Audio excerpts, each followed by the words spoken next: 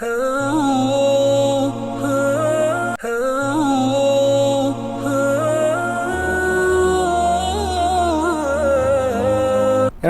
Medina முனவ்வரா அந்த குத்துபாவை ஷேக் ஸலாஹ் அல் புத்தைர் எழுதினார்கள்.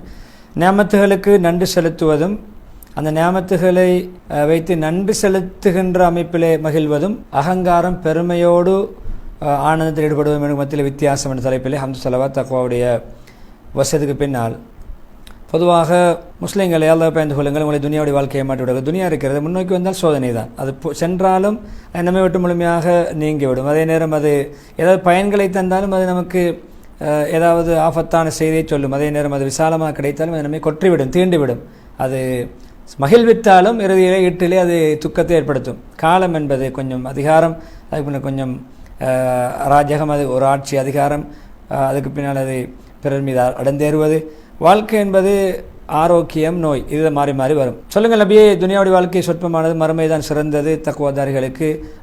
நீங்கள் ஒரு சிறிய அளவேனும் அநியாயம் விளைக்கப்பட மாட்டீர்கள். அதாவது ஒரு ஈச்ச விதையில் இருக்கக்கூடிய, ஈத்தம்பழத்துடைய விதையில் இருக்கக்கூடிய அந்த டிஷ்யூ அளவு கூட உங்களுக்கு அநியாயம் நடக்காது, ஒரு நூலளவு கூட அநியாயம் நடக்காது. நிசா 70 முஸ்லிம்களே, பொதுவாக நல்லவர்கள் எப்பொழுதுமே நியாமத்துகளை சந்தோஷமாக அல்லாஹ்வுக்கு நன்றி செலுத்தும் மூலமாக மகிழ்வார்கள். நியாமத்துகளை கொண்டு அல்லாஹ்வை திக்ர் செய்வார்கள், அல்லாஹ்வை நினைப்பார்கள், பாராட்டுவார்கள். எப்பொழுதுமே சொத்துங்களை கொண்டு தவறான வழிகள், ஆடம்பரத்திலே மமதையில் ஈடுபட மாட்டார்கள், வீண் விளையாட்டில் ஈடுபட மாட்டார்கள். எப்பொழுதுமே நியாமத்தில் அருப்பாக்கியங்கள் அவர்களை பெருமையில் ஆழ்த்தாது, கஷ்டங்களும் அவர்களை பதற வைக்காது. பெருமை, அகங்காரம், ஆணவம் கொண்டவர்கள், எப்பொழுதுமே அத்துமீறி நடக்கக்கூடியவர்கள், அவர்கள் தான் அல்லாஹ்வுடைய வளங்கள், உதவிகள் வரும்பொழுது பெருமை அடிப்பார்கள், தன்னை பீற்றிக் கொள்வார்கள். எப்பொழுதுமே ஆனந்தமாக அதை ஒரு அகந்தையாக, ஒரு அதாவது ஒரு தலக்கணமாக பெருமை அடித்துக் கொள்வார்கள். எப்பொழுதுமே அவர்கள் தன்னுடைய வளங்கள், ஆற்றல்கள், தன்னுடைய இருக்கின்ற சத்து செல்வங்களை வைத்து பெருமை அடிப்பார்கள். மிருகங்கள், கால்நடைகள், வாகனங்களை வைத்து பெருமை அடிப்பார்கள். சொத்துக்களை பெருக்கிக் கொள்வதிலே போட்டி போட்டுக்கொண்டிருப்பார்கள். எப்பொழுதும் தன் சமத்தரத்தில் உள்ளவர்களை விட்டும் தான் உயர்ந்தவர்கள் என்று காட்ட முனைவார்கள். எப்பொழுதும் ஏழைகளை அவர்கள் மிக அற்பமாக நடத்துவார்கள், கீழ்த்தரமாக நடத்துவார்கள், பலகீனருடைய உள்ளங்களை உடைப்பார்கள். அது அவர் உண்மையிலே பெருமை, அகங்காரம், தலக்கணம் பிடித்தவருடைய தன்மை தான், பண்பாடு தான் இது. இல்மு குறைந்தவர்கள், அகப்பார்வை குறைந்தவர்கள் எப்பொழுதும் மற்றவருடைய உணர்வுகளுக்கு மதிப்பளிக்க மாட்டார்கள். எப்பொழுதுமே மற்றவர்களுடைய கஷ்டங்கள், சிரமங்கள் அவர்களுக்கு வருத்தமாக அதை பொருட்படுத்தவும் மாட்டார்கள். அவர்கள் எக்கேடு கற்று யார் போனாலும் இவர்கள் பெருமையிலும், அகங்காரத்திலும், தலக்கணத்திலும், மாணவத்திலும் ஆடுவார்கள்.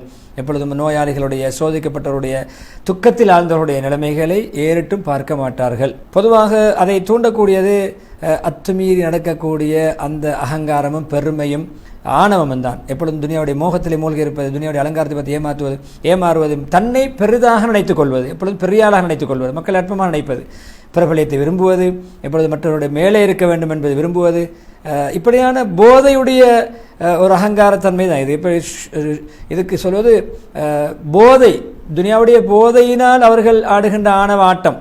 அவர்கள் சுக்ருடைய சந்தோஷம் அல்ல, நன்றியுடைய சந்தோஷம் அல்ல. எப்பொழுது இந்த செயல்கள் யாருடைய உள்ளம் மடத்தனத்தாலும், பெருமையாலும், அகங்காரத்தாலும், அநியாயத்தால் நிறைந்திருக்குமோ அப்படிப்பட்ட இந்த செயல்கள் வெளியாகும். எப்பொழுதுமே பணிவர்களிடம் இருக்காது. எப்பொழுதும் பொடுபோக்கும் வீணான அழிவு நாசங்கள், அந்த பெருமைகள் அவர்களை அந்த அழிவு நாசங்களில் அவர்களை ஆழ்த்தும். எப்பொழுதுமே பெரிய ஆள், அகங்காரமாக தன்னை சுயமாக அவர்கள் வீக்கம் எடுத்து நடப்பார்கள், பெருமையோடு நடப்பார்கள். அவர்கள் எப்பொழுதும் தன்னை பீற்றிக்கொண்டே இருப்பார்கள். மக்களை அற்பமாக பார்ப்பார்கள், மக்களை ஏளனமாக பார்ப்பார்கள். மக்கள் மத்தியில் அகங்காரத்தோடு, ஆடம்பரத்தோடு அவர்கள் உலா வருவார்கள். எப்பொழுதும் பேசும்பொழுது மக்களோடு தன்னை உயர்த்தி பெருமையாகத்தான் பேசுவார்கள். புத்தி குறைந்த மந்த புத்தி உள்ளவருடைய தன்மை தான் இது. எப்பொழுதும் ஷைத்தான் இன்னும் அவர்களை கொஞ்சம் ஊதி விடுவான், இன்னும் கொஞ்சம் பெரிய ஆளாக்கி விடுவான், பெருமையாளர்களை எப்பொழுதும் தூண்டி விடுவான், இன்னும் கொஞ்சம் ஷைத்தான் அந்த துறையிலே கொஞ்சம் பூஸ்ட் பண்ணி விடுவான், அவர்களை உச்சாப்பா ஏற்படுத்தி விடுவான், ஊக்குவிப்பான், மோட்டிவேட் பண்ணுவான். இன்னும் அவர்கள் தலை விரித்து ஆடுவார்கள், மடத்தனத்தில் செலவழிப்பார்கள். மடத்தனமாக எங்கோ செலவழிப்பார்கள், வீண்வரை செய்வார்கள், பாவங்களை செலவழிப்பார்கள். சொத்து செல்வங்களை சும்மா வீணுக்கும் பெருக்கும் பெருமைக்கும், அதாவது பெருமைக்கும் புகழுக்கும் பாராட்டுக்கும் கிடைக்கின்ற இடத்தில் வீணாக பணங்களை கொட்டி வீசி செலவழிப்பார்கள். எப்பொழுதும் பெருமையும் பாராட்டும் அகங்காரமும் இவர்களுக்கு வாழ்த்துக்களும் கிடைக்கின்ற இடங்களில் தான் இப்படியான விடயங்களில் செலவுகளும் செய்வார்கள். அதிலே தன்னை ஒருவருக்கொருவர் தன்னுடைய வளங்கள், பெருமைகள், ஆற்றல்களை வைத்து பீற்றிக்கொள்வது, சொத்து செல்வங்களை அதிகரித்துக் கொள்வதிலே, எப்பொழுதும் குழப்பம் செய்வதிலே அவர்கள் செலவழிப்பார்கள். அறிந்து கொள்ளுங்கள், அல்லாஹ் ஜலஜலால் சொல்ல ஹதீஸ் 20 வசனம், துனியாவுடைய வாழ்க்கை இருக்கிறது கொஞ்சம் வீண் விளையாட்டுக்கள், கொஞ்சம் அலங்காரம், கொஞ்சம் உங்களுக்கு மத்தியில் கொஞ்சம் பெருமை அடித்துக் கொள்வது, அதே போன்ற சொத்துக்களை கொஞ்சம் பிள்ளைகளிலே கொஞ்சம் கூடுதலாக சம்பாதித்துக் கொள்வது, பிள்ளை குட்டிகளை பெற்றுக்கொள்வது, பரம்பரையை பெருக்குவது, இதுதான் நம்முடைய துனியாவுடைய வாழ்க்கையுடைய முடிவு என்று அல்லாஹ் சொல்லி காட்டுகிறார். துனியாவுடைய அற்பத்தன்மை இப்னுல் கய்யிம் ரஹிமஹுல்லாஹ் நியமத்தில் பெருமை அடிப்பது உண்மையிலே பெருமை அடிப்பதற்கு அடையாளம் தெரியும். அதே மக்களுக்கு முதல் தன் மக்களுக்கு முன்னால் அதை சொல்லி காட்டி பீற்றிக் கொள்வது.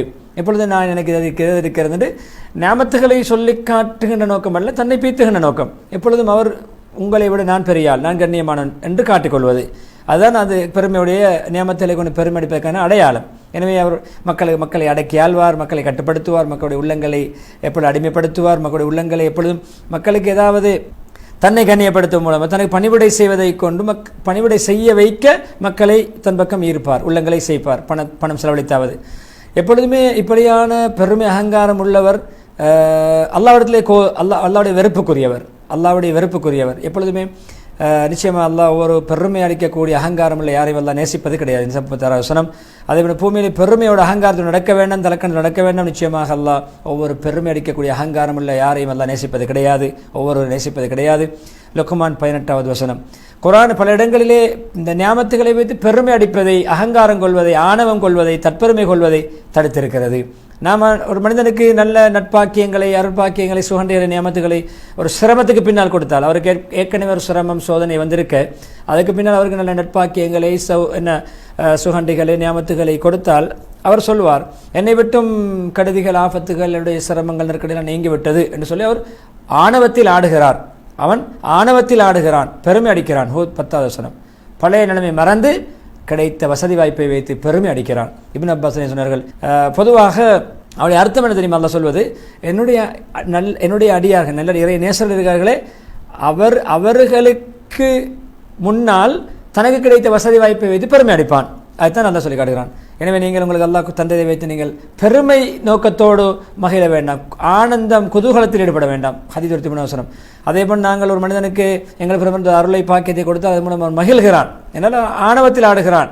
சூரா 48. அதே போன்று காரனுக்கு சொல்லப்பட்ட பற்றி நீ மிச்சம் ஆனந்தத்தில் ஆடாதே, குதூகலிக்காதே. நிச்சயமாக அல்லாஹ் அப்படியான குதூகலம் ஆனந்தத்தில் ஆடுகின்றவர்களை அல்லாஹ் நேசிப்பது கிடையாது. உனக்கு அல்லாஹ் வழங்கிய வளங்களில் மறுமையை நாடு, மறுமையை தேடு, மறுமையிலே சொர்க்க தங்குமிடங்களை நல்லதாக அமைத்துக் கொள்ள முயற்சி. உன்னுடைய பங்கை துனியாவில் மறந்து விடாதே.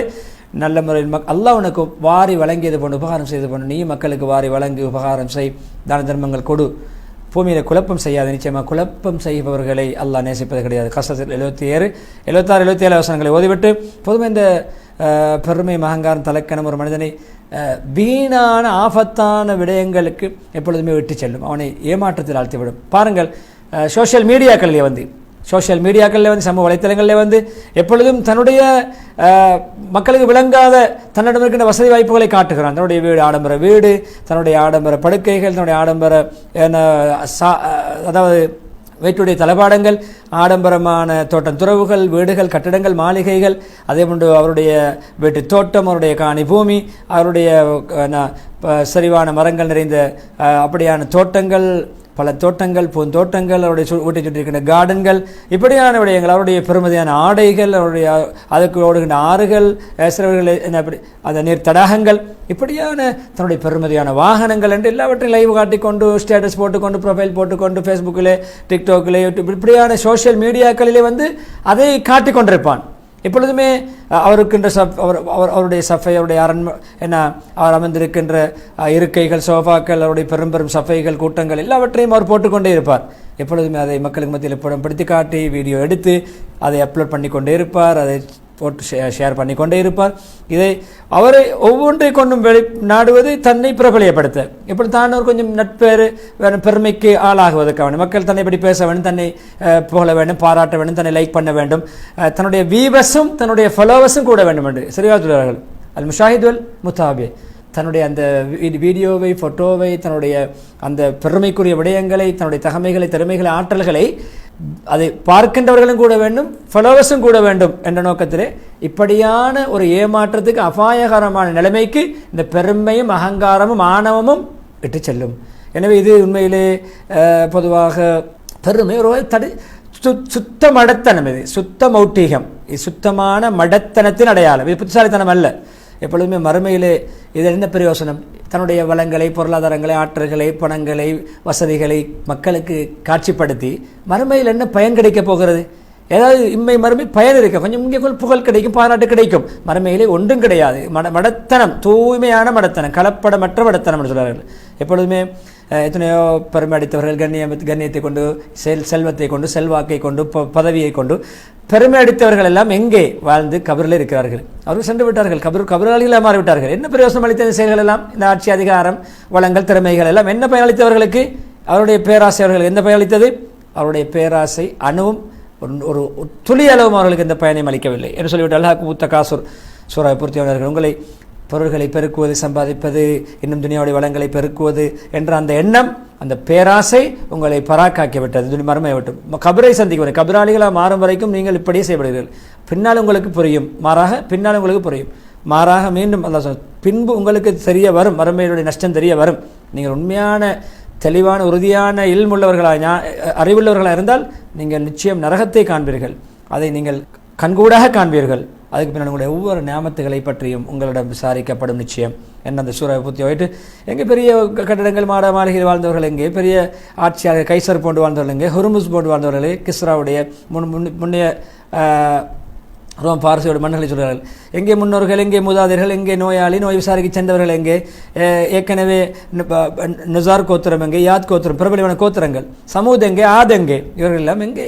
ஆது போன்று பூமியிலே யாரும் படைக்கப்படவில்லை. இப்படி ஆட்டம் ஆடியவர்கள் எல்லாம் எங்கே என்று கேட்கிறார்கள். அல்லாஹ்வுடைய ஐயர்களை பொதுவாக பெருமை அடிப்பை பயந்து கொள்ளுங்கள், அல்லாஹ்வை பயந்து கொள்ளுங்கள், பெருமை அடிக்க வேண்டாம். எப்பொழுதும் நீங்கள் வலுக்கட்டாயமாக அந்த வலுக்கட்டாயமாக அந்த பெருமையிலிருந்து தானாக நீங்கள் இறங்கிக் கொள்ளுங்கள். வலுக்கட்டாயமாக இறக்கப்பட முன்னால், அதாவது உங்களுடைய பெருமைக்கான காரணங்கள் துண்டிக்கப்பட முன்னால், முறியடிக்கப்பட முன்னால் நீங்கள் அந்த பெருமையை விட்டு ஒதுங்கிக் கொள்ளுங்கள். அந்த உச்ச டொப்பில் இருக்கிறீர்களே, கொஞ்சம் கீழே இறங்கிக் கொள்ளுங்கள், இறக்கப்பட முன்னால் என்று அல்லாஹ் சொல்கிறார். ஹத்தீப் சொல்கிறார், இறக்கப்பட முன்னால் இறங்கிக் கொள்ளுங்கள். எப்பொழுதுமே இப்படியான உங்களுடைய நினைப்பு இருக்க வேண்டும், நான் அல்லாஹ்வுடைய அடியான், அல்லாஹ்வுக்கு முன்னால் பணிவான இழிவான ஒரு அடியான், என்னை நாலா பிறகு அல்லாஹ்வுடைய கட்டுப்பாட்டில் உள்ளவன், மேல் எல்லா பிறந்த எனக்கு பெருமைக்கு நான் தகுதி இல்லை, நான் பெருமை அடிக்க தகுந்தவன் அல்ல, எனக்கு எந்த பெருமையும் அடிப்பதுக்கு உரிமை கிடையாது, இப்படியான மௌட்டிக போக்கில் வாழ முடியாதுன்னு நீ உணர வேண்டும். அதே போன்று ஒரு கெட்ட அடியார் யார் தெரியுமா? தன்னை கற்பனை செய்து, தன்னை பற்றி இமேஜினேஷன் பண்ணி, தன்னை பெருமையாக நினைத்து, கபீருல் முத்தால், பெருமைக்குரிய அல்லாஹ்வை மறப்பவன். ஒரு கெட்ட அடியானுடைய தன்மை என்ன தெரியுமா? அவன் எப்பொழுதுமே அடக்கியால் அத்துமீறி மக்களுக்கு அநியாயம் செய்து, தன்னை கட்டுப்படுத்தக்கூடிய, அதிகாரம் செலுத்தக்கூடிய உயர்ந்த அல்லாஹ்வை மறக்கக்கூடியவன். எனவே இப்படியான அடியான் கெட்டவன். அவன் என்ன செய்கிறான்? மறதியிலும் வீணான விடயங்களிலும் ஈடுபட்டு கபறுகளை மறந்து, கபரில் உக்கி போக வேண்டும் என்பதை, மண்ணெண்ணெய் சாப்பிடும் என்பதை, தின்னும் என்பதை மறந்தவன். கெட்ட அடியான் யார் தெரியுமா? எப்பொழுதுமே அத்துமீறி அநியாயம் செய்யக்கூடியவன். ஆதாய நேரம் தன்னுடைய ஆரம்பத்தையும் முடிவையும் மறந்து செயல்படக்கூடியவன் என்று சொல்லி முதல்ல குத்பாவை முடிக்கும் முகமாக அபூ ஹுரைரா ரலியல்லாஹு அன்ஹு கூடிய ஹதீஸ் முஹம்மது ஸல்லல்லாஹு அலைஹி வஸல்லம் சொன்னார்கள், ஒரு மனிதன் பெருமதியான தன்னுடைய ஆடம்பர ஆடை அணிந்து கொண்டு தற்பெருமையோடு நடந்து கொள்கிறான். அவனுடைய தலையெல்லாம், முடிகள் எல்லாம் சீராக வாரி அவர் நடந்து செல்கிறார். தன்னுடைய நடையிலே பெருமையாக நடக்கிறார். அல்லாஹ் அவரை சுழி வாங்குவான். பெருமையோடு நடக்கிற சில அடியானை சுழி வாங்குவான். அவன் கியாமத் நாள் வரைக்கும் பூமிக்குள்ளே சுழிவாங்கப்பட்டு கொண்டே இருக்கிறான். இது காரூன் சுழிவாங்கப்பட்ட நிகழ்வுக்கு ஒப்பான ஒரு ஹதீஸாக இருக்கிறது. அந்த காரூனை குறிப்பிட்டு, காரூன் போன்றவர்களை குறிப்பிட்டும் நபி ஸல்லல்லாஹு அலைஹி வஸல்லம் சொல்லி இருக்கலாம் என்ற விளக்கங்கள் எழுதப்பட்டிருக்கிறது.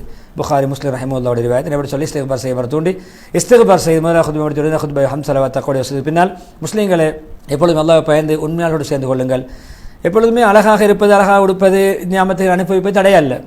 அழகான பெருமை, தனக்கு வசதி கேட்டவர் அணிவது, வசதி கேட்ட வாகனங்களை பாவிப்பது, நல்ல தனக்கு தகுதியான ஆடைகளை அணிவது, சுத்தமாக இருப்பது, நீட்டாக இருப்பது, அழகாக இருப்பது, சவர் சந்திக்கும் பொழுது, மக்கள் சந்திக்கும் பொழுது அழகான தோட்டத்திலே வருவது, அதே தடை அல்ல. பெருமை வருவது தடை. அதனால் மக்களை அற்பமாக கருதுவது தடை. தான் பெரியார் நினைப்பது தடை. தன்னை பெரிய கௌரவமான நினைப்பது தடை. அதுதான் தடை. பெருமையும் வீண்வரையமும் ஆடம்பரமும் இல்லாமல் துனியாவை அனுபவிக்கலாம். அம்ர் இப்னு ஷுஐப் ரஹிமத்துல்லாஹி வாயில் தன்னுடைய தந்தை, அவர் தன்னுடைய பாட்டன் வாயில் அறிவிக்கும் ஒரு ஹதீஸ், முஹம்மது ஸல்லல்லாஹு அலைஹி வஸல்லம் சாப்பிடுங்கள், குடியுங்கள், பருகுங்கள், சதக்காவும் செய்யுங்கள். நீங்கள் எப்பொழுதுமே பெருமை, ஆடம்பரம், வீண்வரையம் இல்லாமல் நீங்கள் என்ன செய்யுங்கள்? ஆடைகள் அணியுங்கள். நிச்சயமாக அல்லாஹ் அவருடைய நியாமத்துகளுடைய அடையாளம் உங்களிலே தென்படுவது, அவருடைய நியாமத்துகள், அருக்கொடைகள் ஒரு அடியாளை தென்படுவதை அல்லாஹ் விரும்புகிறான். அஹ்மது ரஹ்மத்துல்லாஹி. அபுல் அஹ்வஸ் ரஹ்மத்துல்லாஹி தந்தை வாயில் அறிவிக்கைகள், நான் முஹம்மது ஸல்லல்லாஹு அலைஹி வஸல்லம் ஒரு தடவை உட்கார்ந்திருந்தேன். கொஞ்சம் ஆடைகள் எல்லாம் ஃபேடாகிய மாசடைந்த நிலைமையிலே ஒரு பழைய ஆடை அணிந்து கேட்டால் உங்களுடைய பொருளாதார வசதி இருக்கிறதா, பணம் இருக்கிறதா? சொன்னேன், சொல்லலாம் பல்வேறுபட்ட பண வசதிகள் பொருளாதார வசதிகள் இருக்கின்றன. சொன்னார் நபி ஸல்லல்லாஹு அலைஹி வஸல்லம், உங்களுக்கு அல்லாஹ் ஒரு பொருளாதார வசதியை தந்தால் அதனுடைய அடையாளங்கள் உங்களின் மீது தென்பட வேண்டும், நீங்கள் கொஞ்சம் நல்லா உடுக்க வேண்டும். அஹ்மத், திர்மிதி, நசாய் ரஹிமஹுல்லாஹ். இன்னொரு கருத்திலே அல்லாஹ்வுடைய நியாமத், அவருடைய அல்லாஹ் உங்களை மதித்திருக்கின்ற பாக்கியம் தந்திருக்கின்ற அந்த பாக்கியங்கள் எல்லாம் உங்கள் மீது தென்பட வேண்டும், நீங்கள் அதை வெளிப்படுத்த வேண்டும், அதை நல்லா உடுக்க வேண்டும், நல்ல முறையில் வாழ வேண்டும், பெருமை இருக்கக்கூடாது. அபூ ஹுரைரா ரலியல்லாஹு அன்ஹு ஒரு மனிதர், முஹம்மது ஸல்லல்லாஹு அலைஹி வஸல்லம் அழகான மனிதர், கேட்டார், யா ரசூலல்லாஹ், எனக்கு கொஞ்சம் அழகாக நீட்டாக கொஞ்சம் ஸ்மார்ட்டாக இருப்பது எனக்கு விருப்பம். உண்மையிலே நீங்கள் பார்க்கின்ற எனக்கு இப்படிய பாக்கியங்கள் வளங்கள் எல்லாம் கிடைத்திருக்கின்றன. நான் உண்மையிலே என்னை விட யாரும் மேலே போகக்கூடாதுன்னு நான் டிப்டப்பாக உடுக்கிறேன். எந்த அளவுனா செருப்புடையவார் கூட, செருப்புடைய பெல்ட் பட்டி கூட என்னை விட உயர்ந்த நிலைமையில் யாரும் அணியக்கூடாது என்ற அடிப்படையில் நான் அழகாக இருக்க விரும்புகிறேன். அப்படி இருந்தால் பெருமையானு கேட்டார்கள். நோக்கம் பெருமை அல்ல, நான் எல்லாம் டிப்டப்பாக இருக்க நினைக்கிறேன். சொன்னால் இல்லை, என்றாலும் பெருமை என்பது சத்தியத்தை மறுப்பது, மக்களை அற்பமாக கருதுவது, இந்த ரெண்டு தன்மைகளும் ஏற்படும் பொழுது அது பெருமையாக இருக்கும். புகாரி ரஹிமஹுல்லாஹ் அதபுல் முஃப்ரதிலே பதிவுகள், அபூ கிலாபா ரலியல்லாஹு, உங்களுக்கு துனியா, அந்த துனியாவுக்கு நீங்கள் நன்றி செலுத்தினால் துனியா உங்களுக்கு தீங்கு விளைவிக்காது. எந்த துனியாவுடைய நியாமத்துகளுக்கு நன்றி செலுத்துகிறீர்களோ, அதுக்கு உரிய கடமையை சரியாக நிறைவேற்றுகிறீர்களோ, சொல்லாலும் செயலாலும், அது உங்களுக்கு அந்த துனியா பாதகமாக அமையாது என்று சொல்லி, இறுதியாக எப்பொழுதுமே அல்லாஹ் புகழக்கூடிய நன்றி செலுத்தக்கூடியவுடைய வழியிலே நீங்கள் அதே வழியை பின்பற்றுங்கள். அழிவு நாசத்தை உண்டு பண்ணி கொண்ட பெருமை அகங்காரம் தலக்கணம் பிடித்தவருடைய வழியை விட்டும் நீங்கள் எப்பொழுதும் தவிர்ந்து கொள்ளுங்கள் என்று சொல்லி செலவாத் அதிகமாக சொல்லுங்கள் என்று சொல்லி செலவாத் சொல்லுகின்ற ஆயத்தை ஓதி செலவாத் சொல்லி நீண்ட துஆ பிரார்த்தனையோடு ஹத்தீப் ஸலாஹுல் புதீர் ஹஃபிதுல்லாஹ் தன்னுடைய குத்பாவுக்கு முற்றுப்புள்ளி வைக்கிறார்கள்.